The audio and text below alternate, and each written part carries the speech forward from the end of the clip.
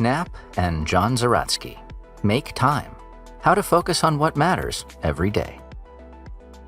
In modern life, it often feels like there are never enough hours in the day to do the things we really want to do. If we're honest with ourselves, though, we'll see that the culprit isn't just the modern world, it's also ourselves. We often make ourselves busier than we have to be. Then, when we're done being busy, we spend the rest of our time glued to social media, television, and email. To regain our time and pursue the activities and projects we've been putting on the back burner, the solution, it would seem, is simple. Stop being busier than we have to be, and avoid the distractions that are whittling our days away. Of course, these things are much easier said than done. If we want a real fighting chance of doing them, we're going to need to understand the underlying causes of busyness and distraction. Then, we must implement a strategy to overcome them. To bring that strategy to life, we'll need some practical tactics. Over the course of these blinks, we'll look at why we're so busy and distracted, why productivity and willpower alone aren't enough to solve the problem, and how to develop a 4-step strategy to regain our time. To implement that strategy, we'll then look at a sampling of 20 of the author's 87 time-making tactics, which you can use to create a personalized approach to taking back your life. Before we begin, we publish new content every week. So, be sure to subscribe to our channel and ring the bell to get notified about our latest extracts. Number 1. We lose our time to busyness and distractions. Why do we feel like there's never enough time to do the things we really want to do? The simple answer would seem to be that there's just too much to do on any given day. Too many emails to answer, too many meetings to attend, too many Facebook posts to keep up with. But that's only partially true. The full truth is that our lack of time is, to some extent, self-imposed. There are 2 phenomena at work here. The first is the busy bandwagon. This is the modern mindset that tells us we must squeeze as much work as possible into every moment of the day. It urges us to be constantly productive, resulting in overloaded inboxes, jam-packed calendars, and never-ending to-do lists. The second phenomenon is the rise of infinity pools. Unless you've been hiding in an underground bunker for the past decade, you're most likely already familiar with these. Think Facebook, Twitter, Instagram, YouTube, Netflix, and news websites. Instantly available with a mere tap of the screen or click of the mouse, they're essentially apps and other digital sources of limitless, inexhaustible, constantly replenishing content, whether it be information, entertainment, or a bit of both. As anyone who has encountered them knows firsthand, these infinity pools can be quite the time wasters, and statistics back this up. On average, we spend 4 hours watching television and another 4 hours staring at our smartphones per day, the equivalent of a full-time job. Now combine that second job with our actual full-time jobs, which are hectic enough by themselves and often spill into our non-work hours because of the busy bandwagon. Well, it's clear where all the time goes, right? What's worse is that the busy bandwagon and infinity pools have joined forces to become a tag-teaming duo of time destroyers. Exhausted by the busy bandwagon, we're easily enticed into plunging into the infinity pools and passively soaking up their content. The result is endless tasks and endless distractions, with us bouncing back and forth between the two all day long, day in and day out. So the question is, how do we escape? Well, that's what the rest of these blinks are all about. First, we'll look at what not to do. Then, we'll look at what to do. Number 2. By itself, productivity just leads to more busyness. As the busy bandwagon careens down the road of modern life, it's followed by a procession of gurus hawking various organizational systems, each promising you a more productive way of getting your work done. The thinking behind these systems follows a pretty simple formula. You have a certain quantity of work to do, let's call it X. If X amount of work fills up all of your time, then the solution seems simple. Do X faster to have more spare time. Unfortunately, X is a variable rather than a constant, so things aren't that simple. In today's always asking for more world, there's an endless series of tasks we could be doing. So whenever you finish one task, it gets replaced by another. You empty your inbox, another email appears. You field one request, a colleague makes another. Consequently, you can rush through your to-do list as quickly as possible, hoping to reach the mythical endpoint, but the ink on your last check mark will barely be dry before another item materializes. The more you get done, the more you find to do. It's like chasing a carrot on a hamster wheel. You can run faster and faster, but you'll never reach it because the wheel just spins faster and faster too. More productivity thus leads to more busyness. It also reinforces the mentality that got you on the busy bandwagon in the first place. By focusing so much on getting through your to-do list as quickly as possible, you're not just setting yourself up for failure by giving yourself an impossible task, but you're also putting busyness on a pedestal. And you're putting yourself on the back burner. To see why, think about where the tasks on your to-do list come from. Are they things you would choose to do if you were left to your own devices? For the most part, no. They're things that others have imposed on you. They're other people's priorities, not yours. By prioritizing them, you're deprioritizing yourself. And as you subordinate yourself to other people's priorities, you lose time and energy for your own passions and projects. You end up postponing them to another day, which never comes. Exhausted by running on the hamster wheel of productivity, making no further progress toward your true callings, you'll be especially prone to falling into the infinity pools of distraction, which we'll turn to next. Number 3. Willpower alone cannot save us from distractions. If you don't want to get stuck in an infinity pool of distraction, like Facebook or Twitter, couldn't you just refrain from entering the pool in the first place? Use your willpower and just say no? Unfortunately, the idea of just saying no is wishful thinking. Infinity pools have been expertly designed to overpower your resistance and suck you into their endless content. The companies that make them have a vested interest in doing so. The more you use their apps, the more money they make. Armies of talented, well-meaning techies jump into action using complex data measurement techniques to see what captures your eyeballs. Because it's much easier to redesign and relaunch an app than, say, a car, they can churn through iterations of their app until they find the one that's most irresistible. But don't get too mad at them or at the tech company executives. Motivated by a genuine love for technology and the pressure of a hyper-competitive industry, they're just trying to do their jobs. You can blame your ancestors instead. Infinity pools are just taking advantage of how our brains were evolutionarily hardwired in prehistoric times. Back then, it paid for us to be distractible. Keeping us on the lookout for sudden changes in our environments, like a rustling bush, prevented us from getting eaten by a saber-toothed tiger. In those days, we lived in tight-knit tribes, so it also paid to be fascinated by stories, gossip, and social status, which could help us learn from each other, keep abreast of tribal news, and know our place in the tribal pecking order.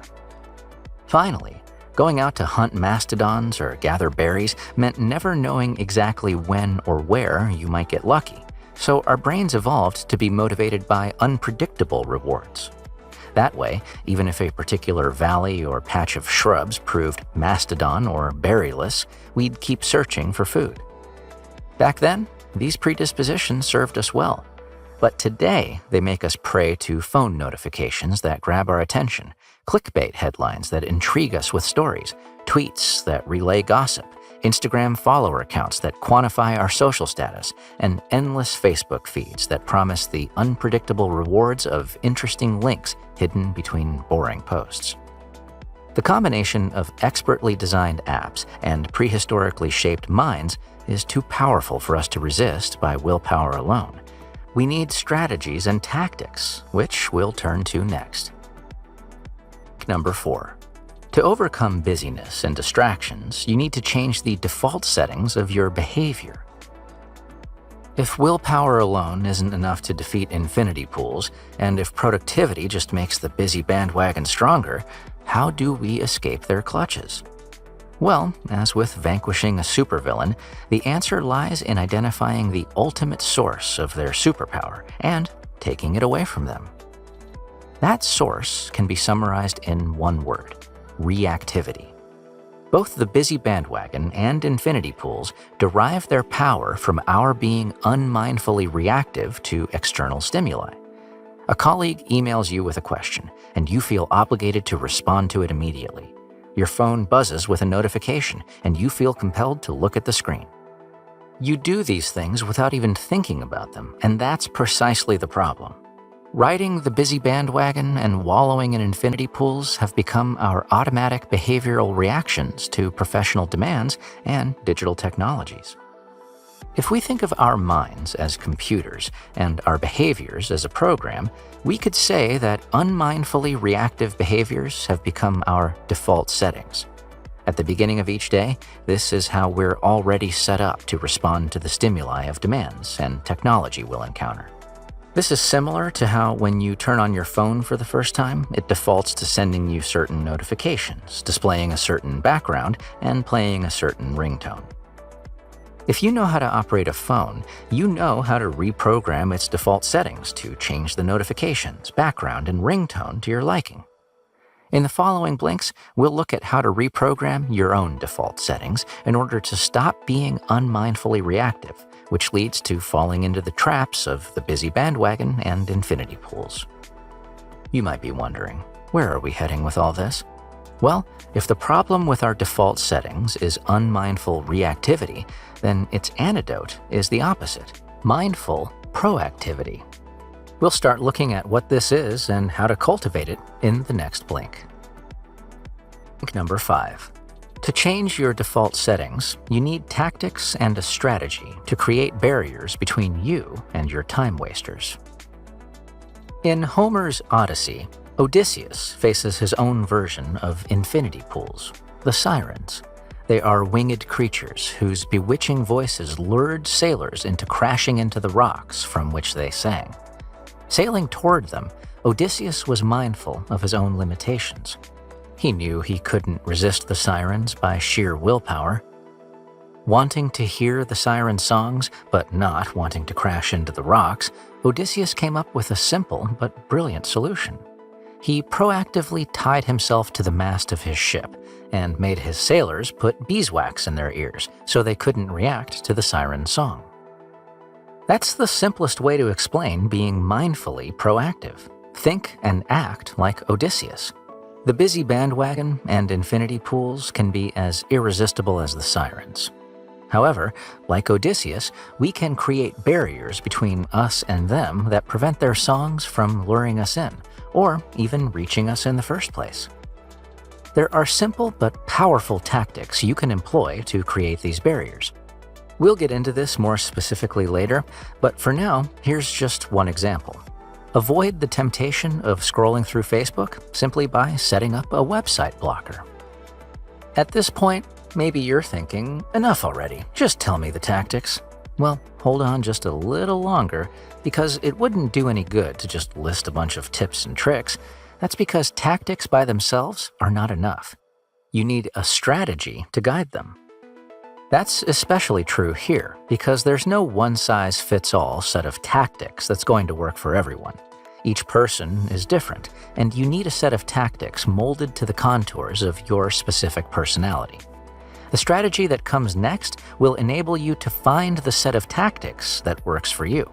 In its broad outlines, this strategy is very simple and can be broken down into 4 steps: highlight, focus, energize, and reflect. In the following blinks, we'll go through each of these steps, and by the end, you'll be ready to find the tactics through which you can avoid the modern sirens that lure you into wasting your time. Blink number 6. Focus on the present by choosing an activity or project that will be the highlight of your day. As we've heard, just being more productive doesn't solve the problem of being too busy. In fact, because your to-do list is never-ending, it can make the problem even worse by feeding into the busy bandwagon. You're not going to save yourself time to do what you really want to do by giving yourself more and more short-term tasks. It also doesn't work to get as much done as possible or to neurotically manage your schedule to complete tasks as efficiently as possible. Instead, you're just going to make yourself more busy, which makes your days fly by in a blur and leaves you exhausted by the time you're done with work and chores, hardly ready to, say, write the novel you've always wanted to write or spend some quality time with your family. If focusing on the accomplishment of short-term tasks isn't the solution, then perhaps it is about the long-term goals. But these aren't much help either. They're too abstract, too removed from the here and now, too focused on the distant future. Now, none of this is meant to discourage your to-do lists, schedules, tasks, and goals. Long-term goals help you orient your journey in life. To-do lists, schedules, and short-term goals help you keep track of your progress and get things done along the way. They're important, but they're just not enough to help you regain your time. There is a sweet spot between your short-term and long-term goals. A goal that you can focus on today, but that can also serve as your guiding star as you navigate it. This is a daily highlight, a sustained activity or project that you'll be able to look back on with satisfaction at the end of the day. You may have been asked some version of this question before. What was the highlight of your day? Instead of waiting until the end of the day to see what the answer is, come up with the answer ahead of time by tweaking it slightly. What do you want the highlight of your day to be? Of course, that question is easier to ask than to answer. Next, we'll look at some ways you can help yourself answer it. Number 7. Choose an important, satisfying, or joyful highlight that can be accomplished in 60 to 90 minutes. Like Neapolitan ice cream, highlights come in 3 basic flavors: important, meaningful, and joyful. Each entails its own approach, so let's go through them one by one. For the first approach, ask yourself, what, if anything, is my most urgent, absolutely necessary activity or project today? To find these highlights, take a look at your to-do list, your email inbox, or your calendar. Maybe you have a client expecting a proposal today, or your daughter needs help with her costume for Halloween night. Now, let's say you need to fill out a 10-minute form today. By all means, finish the form, but don't make it your highlight. For a highlight, you want something that takes about 60 to 90 minutes. Shorter activities don't give you enough time to get in the zone. For longer ones, you're unlikely to be able to sustain your focus. For the second approach, ask yourself, what'll make me feel the most satisfied at the end of the day? This is purely about what you want to do, not what you need to do. Prime candidates for this type of highlight are projects you've been wanting to get around to, but keep postponing because they aren't time-sensitive. You'll usually get this satisfaction from something that is either an outlet for a skill you want to use or accomplishes something that's important to you. For example, maybe there's a pet project at work you've been itching to get started, or perhaps you want to research potential destinations for that vacation you keep thinking about. The third approach is to ask yourself, what will bring me the most joy? The point of becoming less unmindfully reactive and more mindfully proactive isn't to construct some sort of perfectly planned day with a goal-obsessed mentality.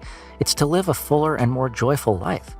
To live that life, sometimes you just need to let loose and do something simply because you enjoy doing it, whether it be learning how to play a new song on the guitar or reading a book. Whatever floats your boat, give yourself permission to do it. So, those are the 3 flavors of highlights and their respective approaches.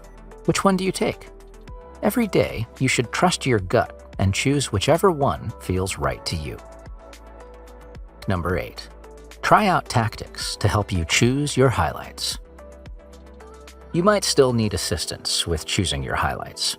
In a moment, we'll look at some potentially helpful tactics. But first, let's go over some advice on how to implement them. In a nutshell, don't try doing all of these tactics at once. You'll get overwhelmed and probably just give up. That's because there are way too many tactics to do in one go. Moreover, you're not meant to do all of them. You're just supposed to try some of them out. See which ones do and don't work for you, then keep the ones that work and get rid of the rest. Now, let's move on to our first round of tactics. Some of these are self-explanatory, so we'll just pass over them quickly. Others we'll examine more closely. As a first tactic for finding your highlight, you can write down a list of your priorities and then rank them to remind yourself of which one is your highest priority. Ask yourself, how can I pursue this today? If you're torn between two potential highlights, you can use your ranked list to break the tie. As a second tactic, you can repeat yesterday's highlight if you didn't get to it, didn't finish it, want to establish a new skill or habit, or simply enjoyed it so much that you want to do it again. Third, you can combine a bunch of little nagging tasks into one big composite task. There's a twofold bonus to this tactic. First, it gives you the satisfaction of feeling caught up with tasks that have been weighing on you. Second, by giving you the confidence that you'll get around to them someday, these non-urgent tasks can pile up without constantly vying for your attention, thus putting the brakes on the busy bandwagon. As another tactic, you can look at your to-do list and do the task that matters most to you. Finally, you can choose a highlight that's a longer project, break it into steps, and string those steps into a multi-day highlight. Hopefully, you'll have a highlight by the end of one of these tactics. Now, it's time to actually do it, which is the subject of the next blink. Number 9. Use tactics to help you make time for your highlights. It's one thing to come up with a not too little, not too big goal and declare, today, this will be the highlight of my day. It's another to get around to actually doing it. For that, you need to make time for your highlight.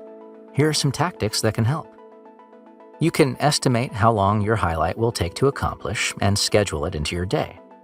Or go one step further and block off a regular space of time on your schedule for doing highlights. Or go 2 steps further and break down your day into a detailed schedule, perhaps even half hour by half hour, writing in simple things like drink coffee. This may allow you to get as much time out of your day as you can. Just make sure you write in your highlight and not just your tasks. Alternatively, if you can, shift around your commitments or get out of them to make space in your schedule. If you shift around some meetings, you might regain a surprising amount of time. Finally, to reclaim time for yourself at the beginning or end of each day, you could either become a morning person or a more effective night person. That means someone who doesn't just start puttering around on Facebook or YouTube when the hour gets late. These last 2 tactics are easier said than done, so some further advice is warranted. To become a morning person, it helps to use light to replicate the conditions of our ancestors' lives, falling asleep at sunset and waking up with dawn. To mimic this, dim the lights of your home a couple of hours before going to bed, switch your screened devices to night mode, and turn them off when you're in the bedroom. Be sure to go to bed early enough to still get enough sleep before you wake up early the next day, which you can then facilitate by providing yourself with plenty of light. This can be supplied by a dawn simulator, a device that gradually bathes you with brighter and brighter light in the morning. As for becoming a more effective night owl, try setting aside some time for your highlight in the late evening or early night. Before the time arrives, do something that recharges you, and then, when it's time for the highlight, log off social media to keep focused. How do you recharge yourself, stay offline, and keep yourself focused? We'll look at that next. Number 10. Use tactics to avoid distractions and stay focused on your highlights. Now that we've heard some ways to make time for our highlights, let's look at some tactics for staying focused on them, avoiding distractions, and actually making use of that time. First, you can delete Infinity Pool cell phone apps like Twitter and Facebook. Don't worry, you'll still have access to your maps, music, and the other useful apps. For more extreme measures, you can even delete your phone's email app. This might sound crazy, but think about it. How often do you actually write an email reply on your phone with its tiny, cumbersome keyboard? Probably not that often. Your email app mostly just functions as an anxiety-provoking notification app, so try getting rid of it. Alternatively, install software and website blocking programs to limit the amount of time you can use social media or email on your computer. You can also try a more moderate measure. Log out of your social media accounts. That way, when you feel the impulse to check them, you'll have to enter in your login credentials. The extra little hassle will discourage you from using social media unnecessarily, and it will give you a moment to stop and think about if you really want to be doing this with your time. Also, instead of keeping up with the news on a daily or even hourly basis, you can catch up on it once per week. Yes, you'll be a little out of the loop, but how much does the news you read give you information about decisions you actually have to make in the here and now? Can't most of it wait a week? Some of it is actually pressing, but you'll probably hear about these stories one way or another, whether at the proverbial water cooler or in a text message alert informing you that the volcano is about to blow. Moreover, when you have a random fleeting question like, "Who's that actress on that TV show?" write it down on a piece of paper and save it for later instead of immediately Googling it. That way, you'll be able to avoid going down a Google rabbit hole of one follow-up question after another, while also feeling secure that you can still do your very important research later. Hopefully, some of these tactics will help you avoid distractions. Unfortunately, even if they do help, they won't be of much use if you're too tired to use the time they make available. The next blink covers ways to keep yourself energized. Number 11. Take care of your body to keep your mind energized. In the modern world, people often act as if the mind were separate from the body, as if the body's purpose were to carry around the mind. Meanwhile, you busy yourself primarily with the mental tasks of contemporary life, such as navigating computer screens. Of course, anyone with a body knows this isn't true. Whenever you feel mentally sluggish after eating too much food or clear-minded after exercising, you experience the connection between the mind and body firsthand. So it's clear that caring for the one requires caring for the other. If you want an energized mind, you need to look after your body. But how? There's so much conflicting advice out there. How do you sort through it all?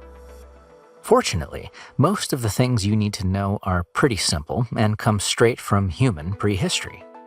Looking at the lifestyles of our ancestors, you see some simple but important factors behind their healthiness: a varied and sparse diet, a sleeping schedule that mirrors the rhythm of the day, plenty of social interaction, and nearly constant low-key movement, like walking, punctuated by bursts of more intense activity, like lifting heavy objects. That's how humans lived for 188,000 of their 200,000 years on Earth, up until the agricultural revolution about 12,000 years ago. Humans are still built for doing all of the things just mentioned, but the defaults of modern life no longer encourage them.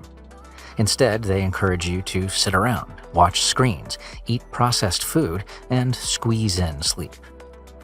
As a result, lifestyles are no longer in sync with physical needs, and so bodies, and therefore brains, suffer the consequences, which are considerable. Besides the obvious health risks, you're more prone to getting distracted and losing time when you're low on energy, whereas you feel ready to tackle nearly anything when you're energized. The key to taking care of your body is to return to the principles underlying our ancestors' way of life, while retaining the benefits of modern life.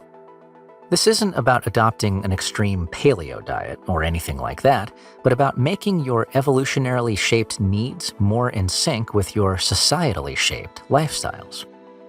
The next blink uses some tactics that can help you do that. Number 12. Use tactics to energize your mind and body.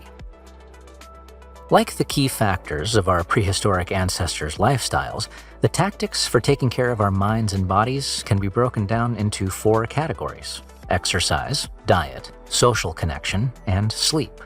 We'll look at 1 or 2 tactics for each of these. For exercise, remember that we don't need to do a triathlon or anything extreme like that. Just 20 minutes of modest daily activity, such as running or swimming, is scientifically proven to have important benefits for our cognitive abilities, mood, and overall health. And if we're really short on time, we don't even need 20 minutes. Recent research suggests that we can experience even greater benefits from 7 minutes of high-intensity interval training than from 1 hour of gentle exercise. In as little as 5 to 10 minutes, we can squeeze in quite a re-energizing workout by combining sprints, push-ups, pull-ups, squats, and lifting weights. Regarding diet, eat real food in moderation, like our ancestors did: plants, nuts, fish, and meat. Here's a simple trick for making serving sizes smaller without feeling smaller. Put salad on your plate first, right in the middle, then add the rest of the meal around it. This way, the whole plate will be filled up, but mostly with greens. Also, caffeine crashes can be devastating to our energy levels. To avoid them, try recaffeinating about 30 minutes before a crash, which is often after lunch. If we wait until we've already crashed, it's too late. The biochemical principles at play here are a little complicated, but the bottom line is that we have to reinforce the old caffeine with new caffeine before an army of drowsiness-inducing molecules called adenosine can sweep in and win the battle over the brain. For sleep, avoid the temptation to catch up on it. This messes up our internal clock, which disrupts our sleep schedule. Stick to it. Wake up at the same time every day, even weekends. For social connection, remember that like our prehistoric ancestors who lived in small, tight-knit tribes, we have an innate need to socialize. In today's world, our tribe is our friends, colleagues, and extended family. Hanging out with any of these people can help fulfill our need for connection, but some of them are especially good at lifting our spirits. Spend time with these people in particular. Better yet, share a healthy meal with them and put the phones away. That way, multiple goals can be accomplished at once: connecting with our tribe, eating well, avoiding infinity pools, and getting off the busy bandwagon. Link number 13. Reflect on the results of trying out these tactics. In total, these blinks have given you 20 tactics for implementing the first 3 steps of the Make Time strategy: highlight, focus, and energize. That's a lot of tactics to try out. With so many tactics to choose from, you might feel overwhelmed. Even if you remember the advice about just trying out one new tactic at a time, it might still feel like there's so much you're not covering. Here's one way of fighting that feeling. Think of the tactics as recipes in a cookbook, and the first 3 steps of the strategy as breakfast, lunch, and dinner. Each day, you try out just one recipe per meal, at most. You wouldn't feel compelled to cook your way through an entire cookbook, and you shouldn't feel that way about these tactics either. The point of a cookbook is just to give you options to try. You pick and choose the ones that fit your needs. You test them, taste the results, and go from there. The same holds true of the recipes provided by these tactics. The point is simply to see which ones work for you. So test them out and then observe, record, and analyze the results. To do this, simply take a few moments every day to note what your highlight was, whether you made time for it, which tactics you used, what worked and didn't work about them, what changes you could make, and which tactics you'll use tomorrow. This is the last step of the Make Time strategy.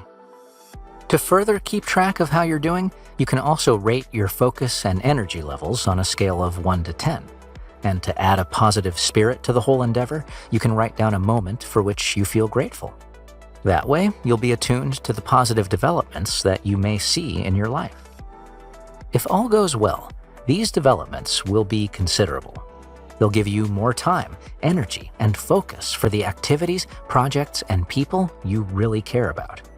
By freeing yourself up to pursue them, you may even rediscover an old passion or discover a new one.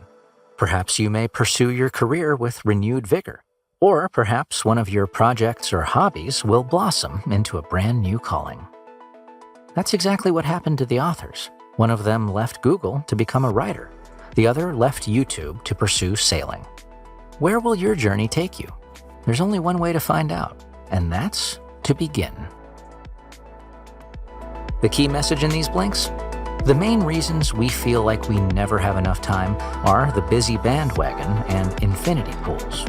The ethos that encourages busyness for its own sake and the apps that keep us distracted with endless communication and entertainment. Productivity and willpower alone are not enough to overcome these two forces of time wastage. Instead, we need a mindful, proactive strategy to deal with them. To that end, you can use a variety of tactics to implement a 4-step strategy of choosing a daily highlight, focusing on it, energizing yourself, and reflecting on the results. Want one more helpful tip? Start implementing this strategy today. Review these links, select one tactic for each of the first 3 steps, and start choosing a highlight, focusing on it, and energizing yourself today. Got feedback? Just share your thought or book recommendation on the comment section, and be sure to subscribe and ring the bell to be notified about our latest extracts. Thank you and have a great day.